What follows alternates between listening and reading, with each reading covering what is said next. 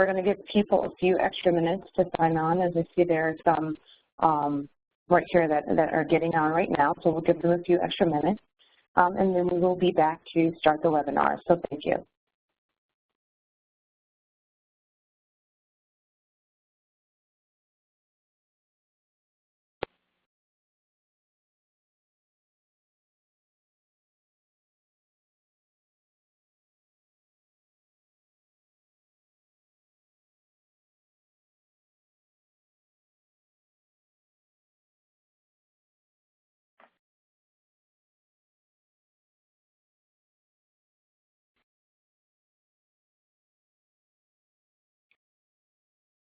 So hello, everyone. Thank you for joining us today. This is Yvette Kelly with the Community Technical Assistance Center, and I'd like to welcome you to the From Residential to Community-Based Care Performance Excellence Measuring What Matters webinar.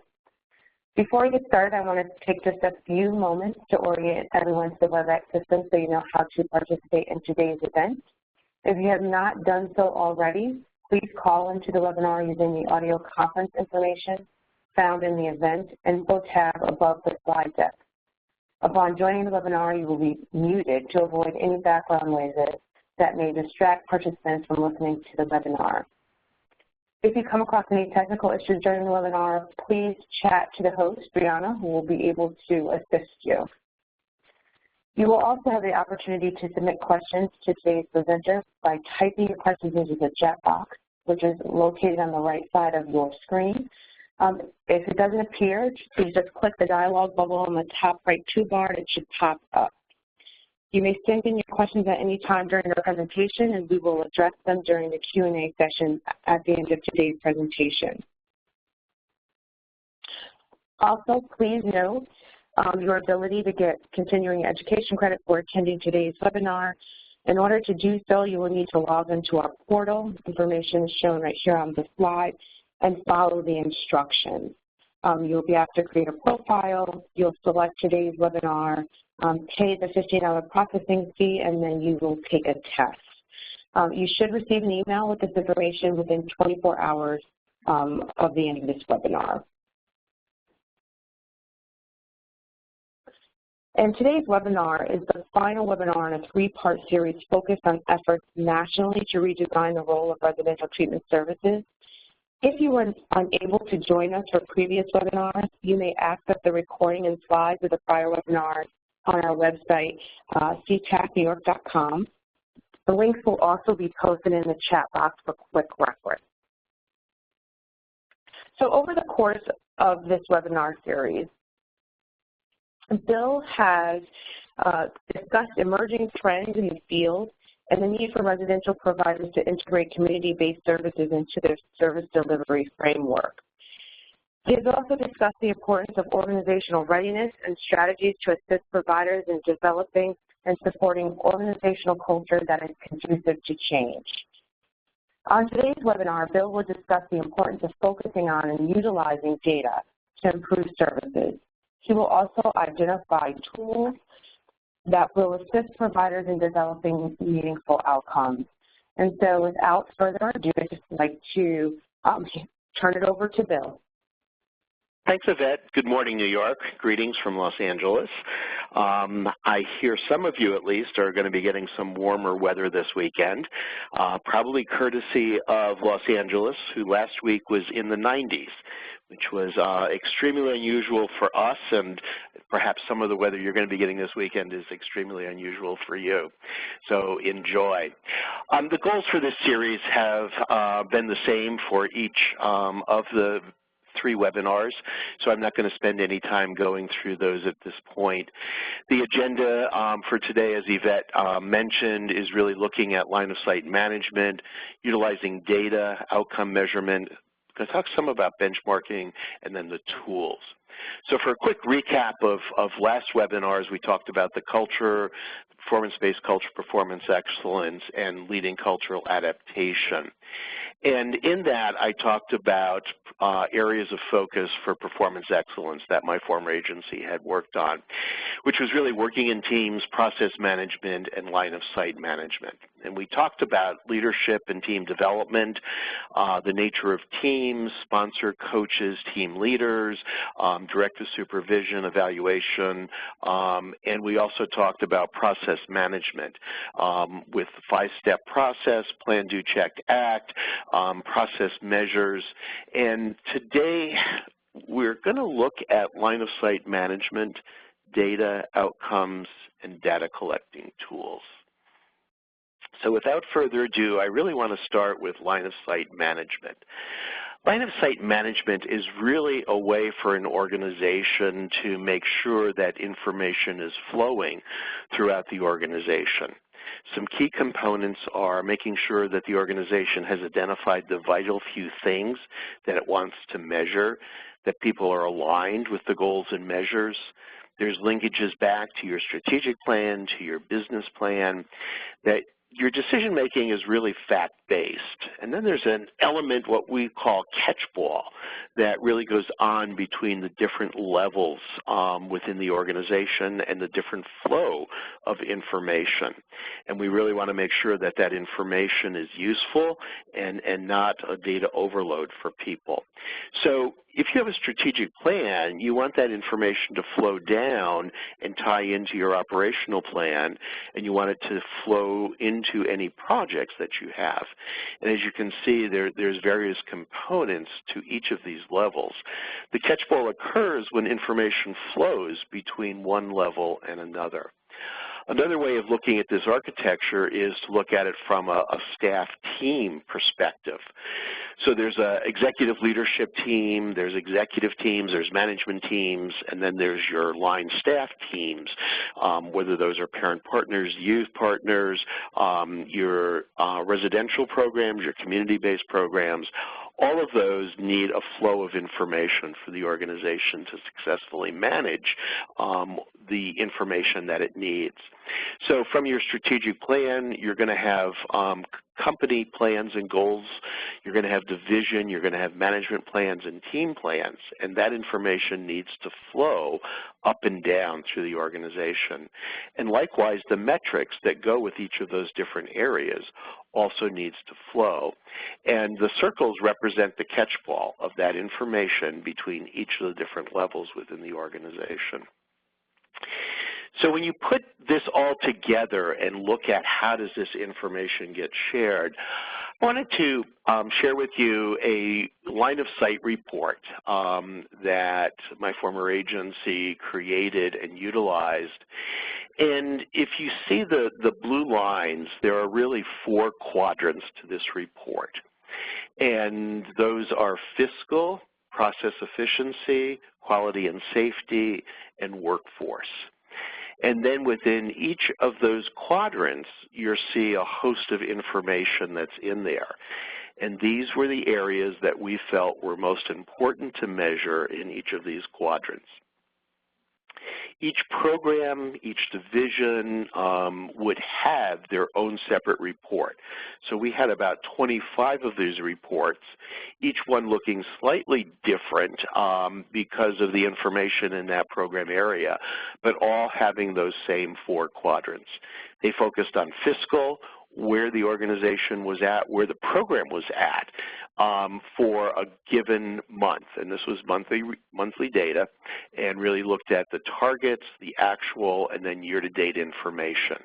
It had in the fiscal area client count, because client count drove, especially in a mental health program, the billing. And then we had average billing for clients.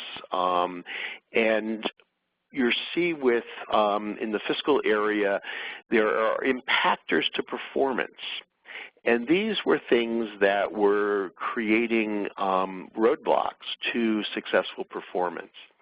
And each department then, each month, created a plan of action to address those. So as you see in the fiscal section, there were additional $69,000 was added to their budget, and then they needed a marketing plan to add an additional 30 cases by the end of March. In the process efficiency, we were looking at the timeliness of billing, and this really measured the time it took from the date of service delivery to when the note was written and approved by a supervisor. You'll also see lower in that quadrant discharge client lengths of stay in the program, if there were any clients that were unable to be served, and in any outstanding notes, we put a dollar value to that so people knew how much revenue they had coming once those notes came in. In workforce, we looked at things like budgeted full-time equivalent staff versus the actual positions filled. We looked at the percentage of staff meeting their productivity, the number of trainings that staff participated in. We did staff satisfaction annually, so that was included. And then briefly in quality and safety, we looked at incident reports and then drilling down into were there any child abuse reports, psychiatric hospitalizations, and some service delivery questions. Again, there were impactors to performance in each of these areas and plans of action. This report, again, was generated on a monthly basis.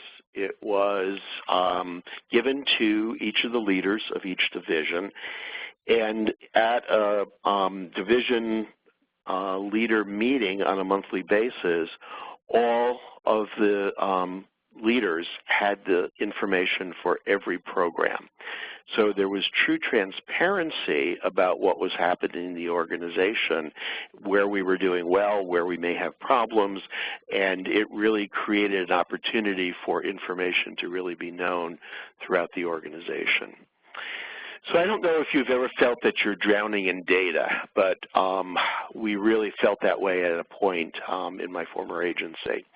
We would say we were data rich, but really information poor. We had hundreds of places that our data was coming from, but really didn't have it organized in a useful way for us. So one of the things that we really began to do was to focus on the data. We spent a lot of time looking at what it is that we need to measure, creating operational definitions for those areas that we wanted to look at, identifying where the data came from, where would we get reliable data, how are we going to collect that, with what frequency, and then how is that data going to be displayed. So we really wanted to make sure that meaningful data and measures would allow us to have data-driven decision-making. So in these bubbles, what you see are some of the various areas where we collected information. We had our audits and compliance results. I'm not sure if New York is like California, but it seemed that every week we had somebody different coming in on some sort of compliance review, licensing review. We looked at consumers and really focused on how are we doing with consumers. We looked at our financial results, our information technology systems.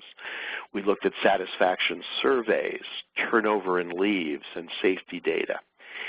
So looking at just one of these bubbles, the consumer focus, if you drill down into just one area, there were measurement domains that we wanted to understand better. Were youth and families engaged? Were staff deploying the principles of practice that we wanted them to deploy?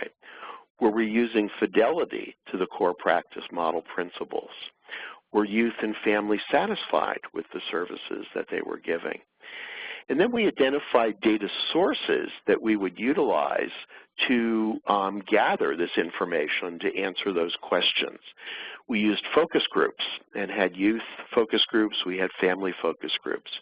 We used utilization data, compliance and grievances, or excuse me, complaints and grievances. We had follow-up studies that we would use. We'd do phone calls with families.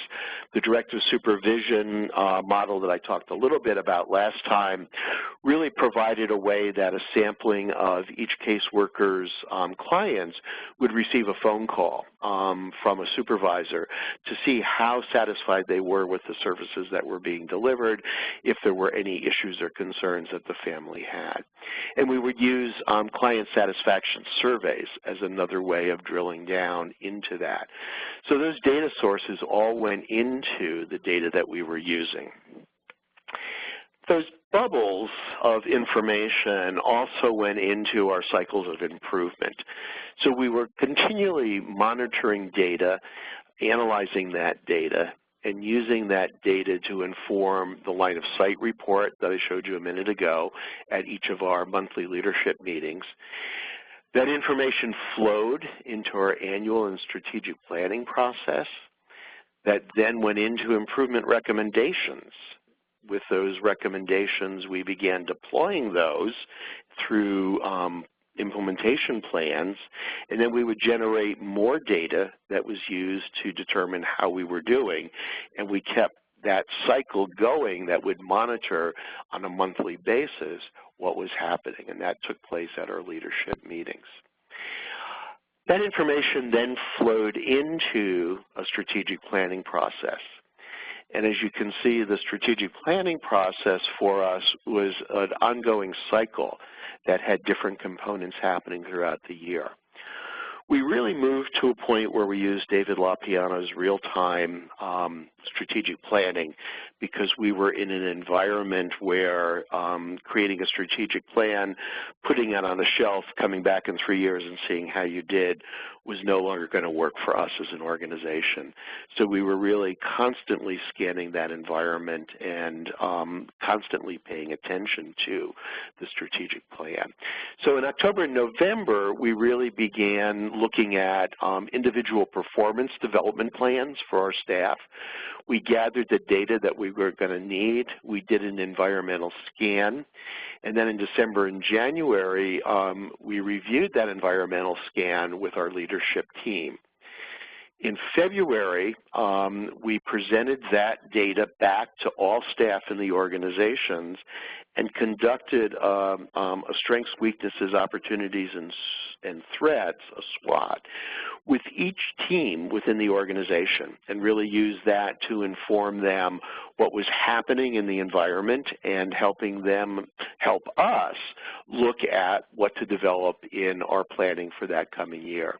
So it was really a way to involve the whole organization in the strategic planning process and part of that catch-ball process that I was talking about earlier.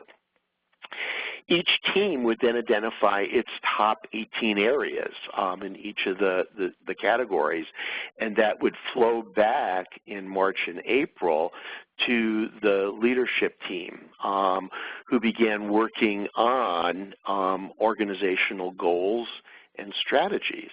And then that flowed back to the leadership team and to other teams within the organization. In May and June, we put together the budget to support the plans that were developed. We selected annual goals and aligned those with the organizational goals and reviewed those with board of directors. In July, the budget and organizational goals were approved by the board. In September, those organizational goals and budget were communicated to the entire organization through a series of all-staff meetings where we had an opportunity to share that plan, distribute that plan to the entire agency. If you drill down into that annual planning process a little bit more, you see that there's various components and various data that goes into it. To give you just one example, if we looked at the environmental scan, which is that box down in the lower left-hand corner, those were the kinds of data points that we were looking at to conduct that environmental scan. Staff satisfaction and feedback surveys, human resource data, referral data, client census data, state and county reviews of our organization, the SWOTs of the external environment, and then the review of our last year's priorities and looking at how we had done in each of those areas. That environmental scan might change based on things that we needed to know specifically in a given year, but it basically gave us an idea of some set areas that we wanted to make sure that we looked at. When I talked about organizational goals, that all flowed into organizational goal setting for the agency. There's a lot going on in this chart, so let me walk you through it a little bit. We had key strategies, and we had 3 key strategies at this point in time for the organization. They were process and performance improvement, fiscal stability, and to provide quality services with excellent outcomes. In the second column from the left, the vital few areas addressed, each of those areas that we were going to look at and set a goal for, which is on the far left, were associated with the vital few. The vital few were really those key areas that we had identified in the organization that we needed to pay most attention to. They were leadership, quality, help, workforce, fiscal, technology, and risk and safety. And those were the areas that we aligned and said were most crucial for us to pay attention to in all of what we were doing. We also had identified core competencies for the organization, and those were innovation, sustainability, collaboration, and advocacy. So we used this format to really combine organizational goals with the information on what areas of the vital few were being addressed. Were we really covering all of them? What core competency areas were being addressed? And then taking each of those areas, we began goal setting for the organization. We went out 3 years because we knew that some goals couldn't be accomplished in the first year, even though we were trying to stay to a yearly planning process, and recognize that where it was important to stretch a goal over multiple years, we would do so. And then some goals only occurred over 1 year, and we knew that those could be accomplished in that year period. At the end, and as part of our cycle, we would go back and review how we did on each of those goals, and actually we provided how we were doing on each of those goals on a quarterly basis. We sent a report to our board of directors on each goal, what the goal was and what had been achieved in that quarter, how we were moving on progress towards that goal, and that would also be shared amongst all our leadership teams. So everyone knew how we were doing, and the person responsible for that goal area was the one that was providing the how we are doing for our board of directors. We also used this report to identify the projects, and I talked last webinar about some of the different projects that we did as an organization, and this began to list the projects, how they related to the areas that we were goal setting around and what we were trying to accomplish. One of the other areas I wanted to spend a couple minutes on was really benchmarking and the importance of having an understanding of how you're doing as an organization against how others are doing. California had 2 initiatives that were taking place. We had the behavioral pathway system, Paul Lekovitz's system, that was really looking at a variety of data points. And our state association, Your Nice Kafka, our California Alliance of Children and Families, really provided the opportunity to interested agencies to participate in this project and really have an opportunity to benchmark its data against other organizations. We developed a specific California-focused survey tool so that we would have not only information about how we were doing compared to other providers in California, but then also some of the national data. Behavioral pathway systems, when Paul retired, was bought out by NetSmart, and NetSmart has a number of benchmarking initiatives available in different areas, whether it's addiction, behavioral health, children and family, human service areas, healthcare integration, and this is just kind of a list for your future reference around those different types of benchmarking surveys that are out there. The reports that we received from BPS were really reports that provided aggregated data only. No other organization's data was revealed. We had, as I mentioned, both national and statewide norms. There were sample sizes, standard deviations, means, medians, percentile rankings, and we were really doing apples-to-apples comparison by budget size, whether a program was urban or rural, and there was also an executive summary. The data came back to us in ways that was not necessarily user-friendly. Some of the pie charts were, but some of the standard deviation information that came back really was rather hard to interpret and understand. That led to California also doing another benchmarking survey that was trying to design itself so that it could be easier, more user-friendly in terms of what it was doing. It focused specifically on residential areas.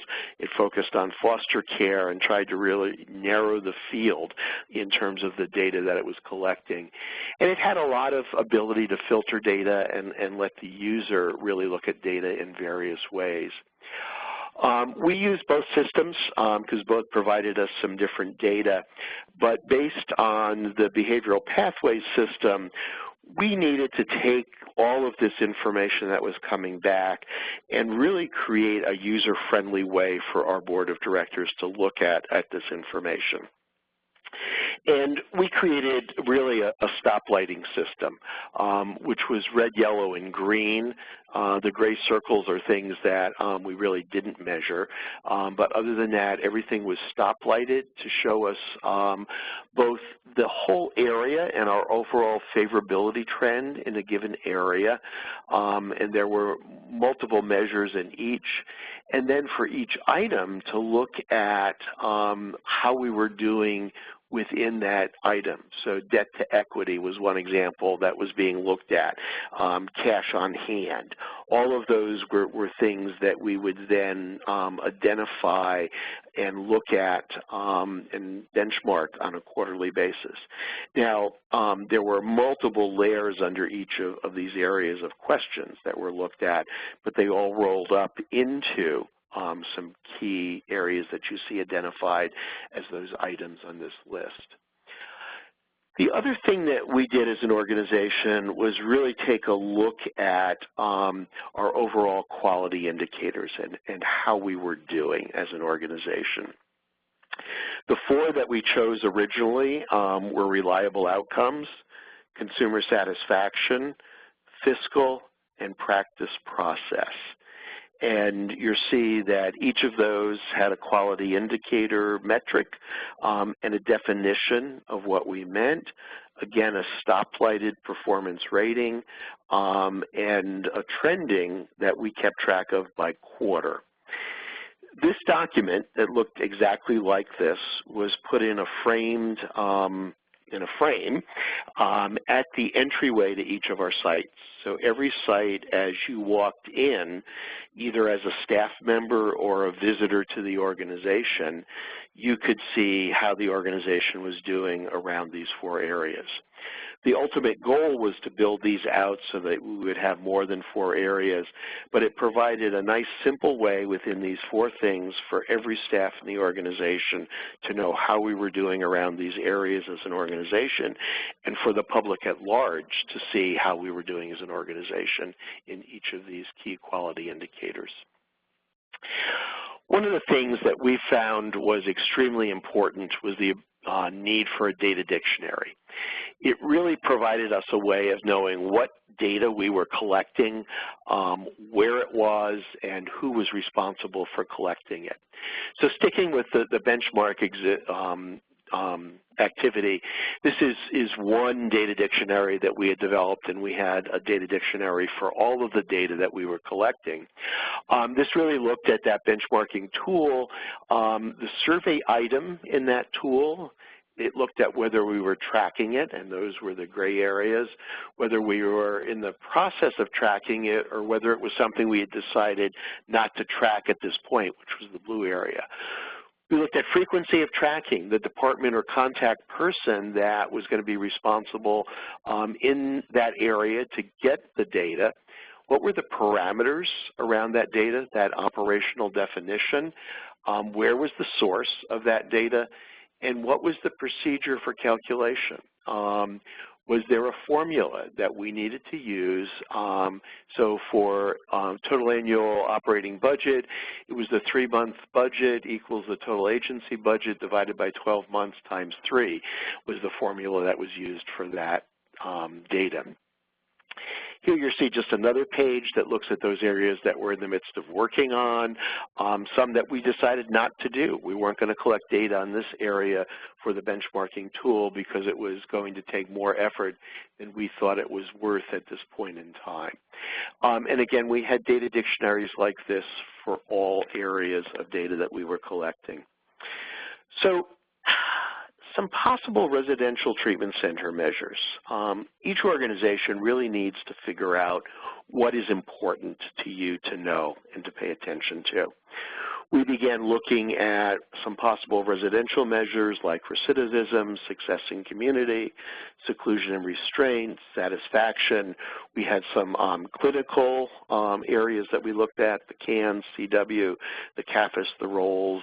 We looked at our family finding efforts, how many natural supports were created, and any follow-up studies that we were doing.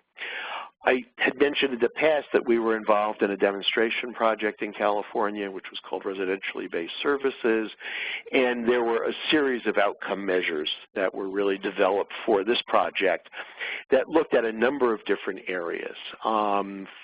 Really outcomes for children and families, and what all of the agencies participating in this demonstration project were going to look at.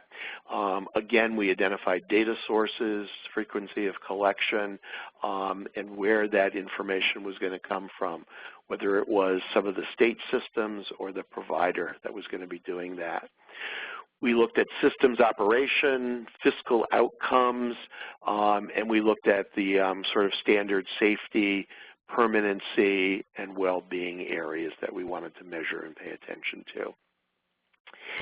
The other endeavor that's out there and has recently released a tip sheet that I'd encourage you to take a look at is the Building Bridges Initiative, which really looks at life domains and examples of outcomes that it's really recommending organizations measure for residential programs. It identifies 4 areas: home, purpose, community, and health, that are important to look at if we really want to ensure durable outcomes for the young people that we're serving in our residential programs. And then in each of these areas, it really has a definition. So for home, a safe, stable, supportive living environment, or for purpose, meaningful daily activities such as a job or school or volunteerism. And then some things that you could measure in each of these areas that you might want to take a look at and pay attention to. So I would encourage anyone that wants to look at this in a little more detail to go to the Building Bridges website, which is buildingbridgesforyouth.org. There's a paper that goes with this and really explains looking at outcome measures that will really produce durable results and let you know whether you're achieving those or not. Another way that we looked at organizing our data within the organization was really listing what we were collecting in child welfare, which was for us adoption, wraparound, our family service partnerships and residential programs, and then for mental health, which was outpatient school-based services, transitional age youth, and what eventually became a variety of programs. There was some standard demographic information that we collected across all, utilization and safety information we collected across all. And then for each of these, there were different clinical measures, satisfaction measures, program completion. Some had real occupancy-specific things that we looked at. We looked at complaints and grievances, and then the benchmarking that I've talked about. So putting this all together, and in a display. This is a report that was produced for one program. This was our residentially based service program and was an annual report that was put out that really looked at all these areas that we combined into one visual display where you could really look at how many youth did we actively have in placement, what were current diagnoses, How is our utilization, our bed days doing? Our benchmarking, and how was that compared to what was going on nationally? Our length of stay data. How many natural supports did each young person have? How many engagement areas, the tree, did each family have with contacts that were there? Our search and engagement activities, our youth satisfaction information, our length of stay information, and then some of the clinical outcomes that really got into CAFA scores, CAN scores, incident reporting, and our compliance with various measures. I want to call your attention to the incident because I'm going to talk a little bit about some tools in a moment, and this is one example where you see, it's hard to see, but there's a black dotted line that runs through the graph, which is our upper limit on incidents for AWOL and physical restraints. And I'm going to come back and talk about what that means when I talk about tools in a moment. So we developed a lot of tools for the organization, some simple, some fairly complicated, and we needed to do a lot of training around each of these tools.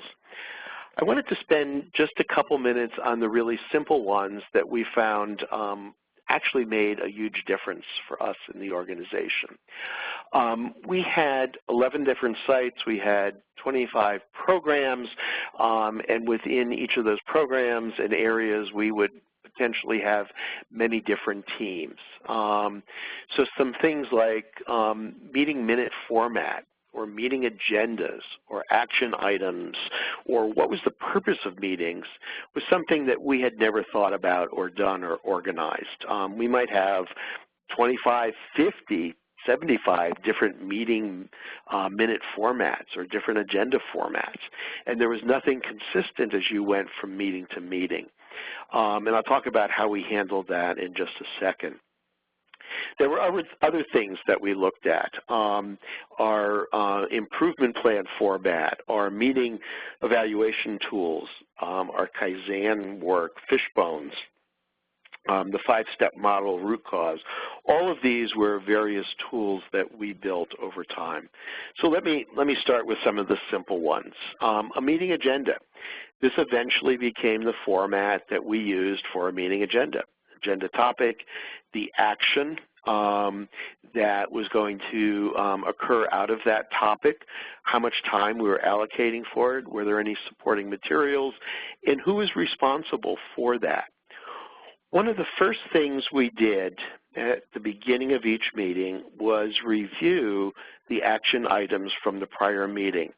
And you see the last thing on this agenda is next steps and action item review. And I'll show you the format for that in just a moment. But this really became a standardized format for us to use throughout the organization. We then had a standardized meeting minute format. So all the meeting minutes that we used came back in a standardized way. The action item list that I mentioned really ended up being developed at the conclusion of each meeting. And it was really a list of what's next and who's responsible for what's next. Whether someone had a task that was assigned or a to-do, that was noted. And it was noted when it was assigned, who it was assigned to, when it was expected to be completed, and how we were doing on progress. And that progress would be measured at the start of the next meeting, whether that was monthly, weekly, and really took a look at how we were doing on each of these action items. We had active ones that were in yellow, we had green if those were completed, and we had a red color if they were way overdue in terms of time. But these were measured at each meeting and really became very useful for us. We also created a meeting planning workbook where we listed for a year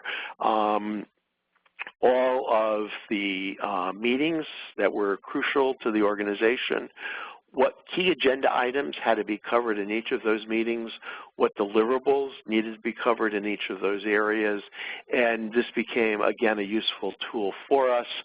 The line of sight reports also were divided by each of the programs, and we kept track of a format for what was included in the packet. So as I mentioned, each of the leaders got this entire packet of all the information by each of these programs. We created rules for our various team meetings so that people knew what was expected of them. And I mentioned charters. We created a charter for each of our meetings. What was the purpose of that meeting? Why were we doing it?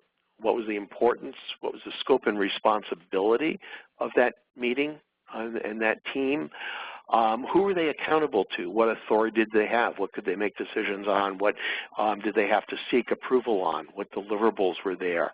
What things were measured, and who made up the team members? I talked last time about our various projects. We also had a similar charter for every project that we did.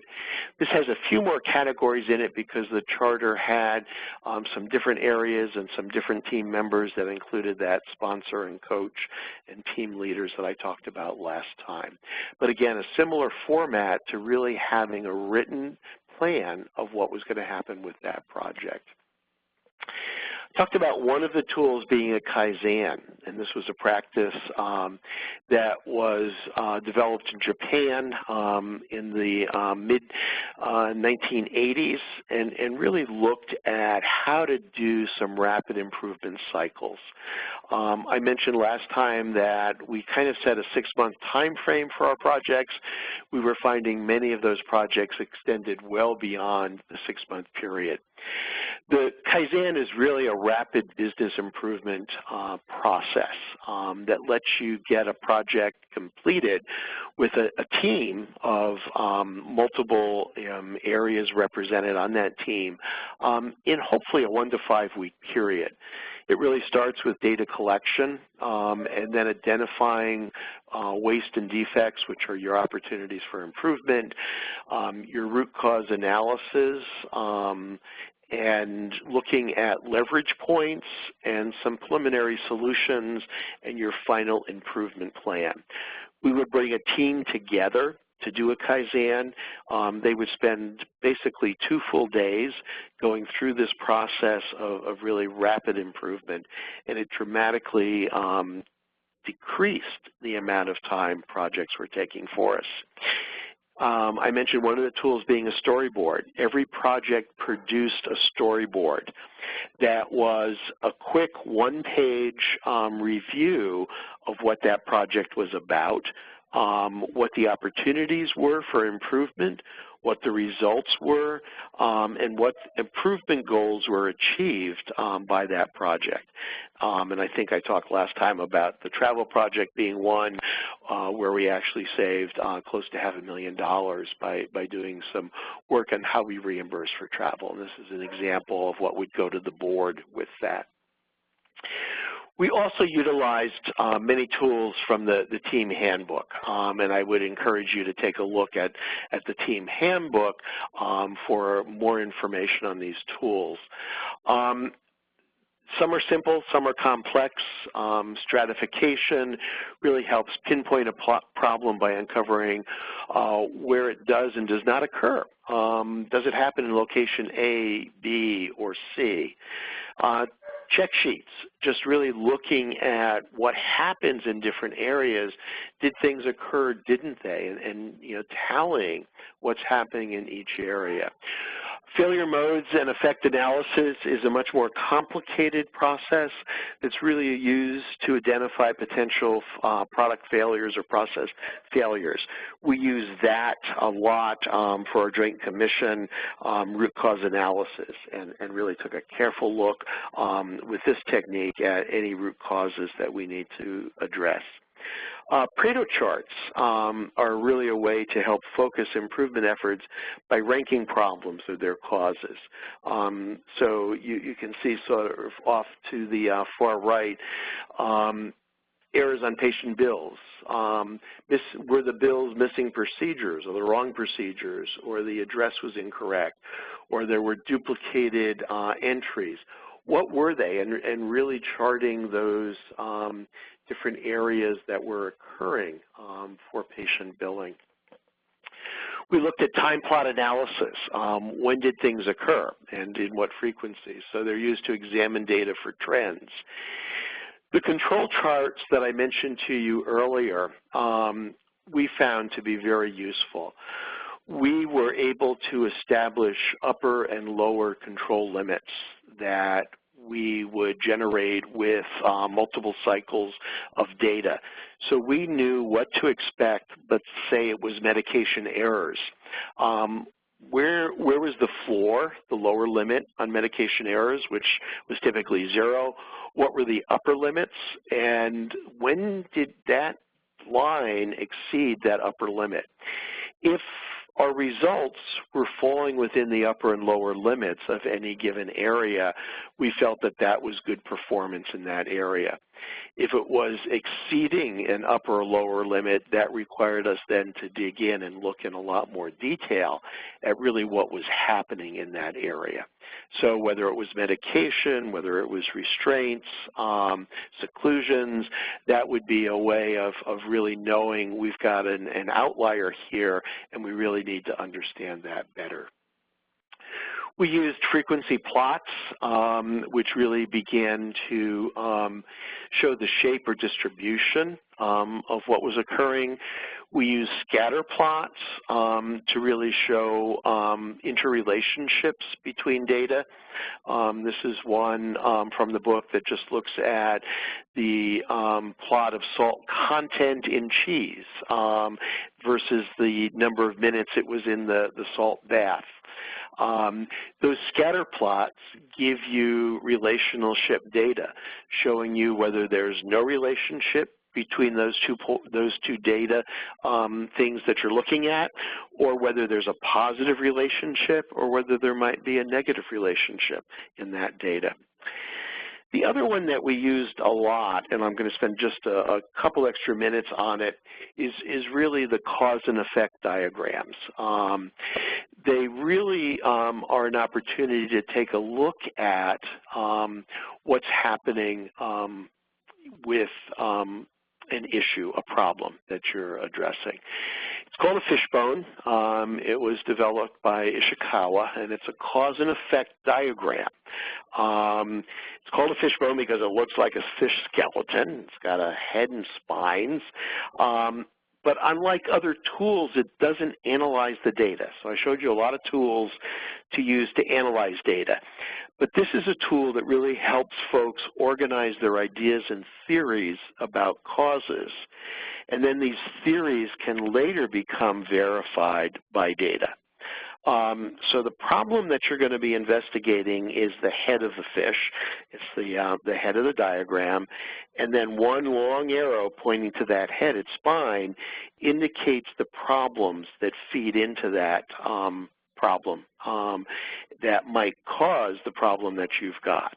And then the bones that come off it represent some of the main potential causes of the problem, and then the smaller bones represent deeper causes of the larger bones that are there.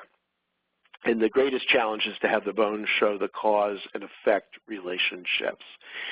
So it begins to look something like this. The problem, as you see, is at the far right, and then there's different causes that go into that. Some people have set categories that they use to look at, whether it's equipment, process, people, management, environment, materials. Here's an example of a bad tasting pizza. That's the problem. So what might that cause be? It could be a process cause of the insufficient heat in the oven or insufficient cheese. It could be the cook, the person making it, and their experience or inexperience. It could be the machine. Is there a heating problem or a defective oven? It could be the materials. Did you use poor quality, day-old meat or poor vegetable oil? All of those kinds of things can really lead into what might result in bad tasting pizza. Here's one that really looks at a problem with appointments and no-show, and really begins to show you the effect between the causal relationships that are going on in such a situation like this. I threw into the slide deck just a piece that really explains it nicely and shows more detail of what a fishbone would finally look like. So I talked last time about the 5-step model and what goes on in each of those steps. And here's a chart of the various tools I went through and where they might be most useful in each of those steps as you look at a problem within one of your project teams utilizing that Plan, Do, Check, Act or a 5- or 7-step model. So let me conclude before I take any questions that you might have around some obstacles and challenges that we came across. We really had to focus the organization around the importance of data and figure out what was important to know and what was just extraneous information for us. That really led us to that vital few that I talked about and the data dictionary that was developed. Our data collection and outcomes reporting took resources, and I don't want to belittle the fact that you need people that are able to do this. We were fortunate to have a dedicated research and evaluation staff that could work on this. It was funded primarily through our mental health contract because they required many outcome measures, and we could use these folks to generate both those outcomes and additional outcomes. And we also used a large number of graduate students in the department, often with small stipends. A key focus coming out of 2008 for us was really the fiscal issue and assuring that there were adequate resources in the agency. We kind of heard from staff that all we're doing is paying attention to the money, and that it's all about the money. And we really had to overcome the fact that the data that we were collecting and what we were paying attention to was really important, and it wasn't just all about the money. As reports were produced and shared, there was transparency throughout the organization. As I mentioned, everybody knew how everybody else was doing. That was easy for some people. That was not easy for others. We had some leaders that decided this wasn't right for them and moved on, and we had others that really sought help from other people who they saw were doing things that were extremely successful. And while the tools were extremely useful, it did take time to train staff in their use and help them understand using the right tool for a given analysis. So training really became important. And then the Kaizen process took a significant investment of staff time up front. I mentioned we spent a couple days with a team of maybe 10 or 15 people, but it really cut cost in the long run around the projects that we were looking at by using that tool. So I'm going to stop there and see if there are any questions and turn it back over to Yvette. Thank you, Bill. That was a great overview of a number of tools that organizations can use. Just a few questions around in terms of involving staff. Can you talk about what communication strategies you utilize to really convey to the staff, the line staff, about some of the things that you were going to do and the measures and kind of how that was going to impact them? Mm-hmm. Yeah, one of the ultimate goals for the organization was really to use these tools and techniques throughout the entire organization. So whether it was a child care worker team meeting that was going on or whether it was an executive leadership team, we wanted everybody to understand the various tools and to be able to use the data. So we were really driving the training down through the entire organization. We started with our executive leaders, we moved that down to the next level, and we then moved it down to the 100 managers we had throughout the organization who would begin to take these tools and processes back to their staff. So we were actually looking for parent partners or youth partners to begin using these kinds of tools in their data collection. the message that we really wanted to convey at all levels was data is important. If somebody said we need to do this, the initial response was show me the data to support what it is that you're recommending that we do. And it really became a way for the organization to rally around. We weren't going to make random decisions in the organization without the data. That information, as I talked about the line of sight measurement and catch-ball process, really flowed to all levels in the organization. So a child care worker or a parent partner would have access to a majority of this information that was useful in terms of what they were doing and available to them. We also had an intranet process where people could go and look at information for the organization. Great. And one more quick question, Bill, before you end the webinar. Did you ever feel that providing this data kind of to staff led to them being alarmed around organizational goals, or did you ever feel like you offered too much data to staff? Yeah, I mean, that goes back a little bit in our data overload. We really needed to figure out what was important. Everybody doesn't need to know everything. So you really need to be thoughtful about what level of information folks need to have. But I think the biggest shift of that was really in helping the second layer from executive management in the organization feel responsible. And they didn't have enough data to make decisions at one point in time. And as we made this data available, it was scary. It was scary to see what was going on in the entire organization. It was no longer resting with just the executive leadership team. But it also created an opportunity for some control that people had over decision-making within the organization, over their department areas, and over the organization as a whole. So, yeah, it had some scariness to it, but it also created an element of control, and ultimately we were really working on having that second layer of management feel responsible that they were running the organization. It wasn't the 4 or 5 top leaders. It was really that second layer that was responsible for organizational results. Well, that's very helpful. We have just a couple more questions, Bill. So the question is, what was the overall impact on the board decision relating to performance evaluation of the CEO and key staff? Could you repeat that again? Yeah, it's just what was the overall impact on the board's decision relating to performance evaluation of the CEO and key staff? Yeah, okay, thanks for repeating that. The board was only evaluating at the point that I left the CEO. It was not evaluating key staff, although we were beginning to shift to a point where the performance results of key staff were also being shared with the board. So I had left as that process was beginning to evolve.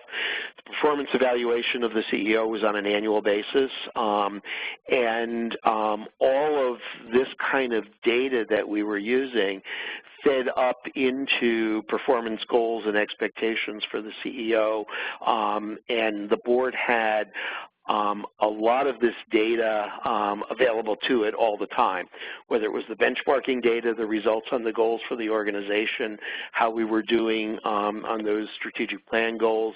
All of that fed up to that annual evaluation for the CEO. Okay, thank you, Bill. Bill, we're running out of time. I do have one more quick question. It was an outside entity or an independent evaluator used to review any of the data? Yeah, good question. We were working with consultants through a lot of the learning curve of introducing these tools. So there wasn't an independent outside evaluator specifically, but we had the consultants that were helping us really understand the data, how to use the data that we were developing and how to focus in on those key areas, the vital few that made the most difference, and how we wanted to specifically measure those vital few areas. Great. We are going to end the webinar right now, but I want to thank you, Bill, for sharing all of your wonderful knowledge and expertise with us. I also want to thank everyone for attending today's webinar. If you have any other questions, please contact me at yvette.kelly@nyu.edu. Once you leave today's webinar, you will also receive a survey on the presentation, and we'd appreciate if you could complete that and provide your feedback about today's webinar. You will also receive a follow-up email within 24 to 48 hours with a link to view the recording of today's webinar, as well as where you will need to go to get your CEU units. So on behalf of CTAC and our presenters, we'd like to thank you for joining us today and have a great rest of your day.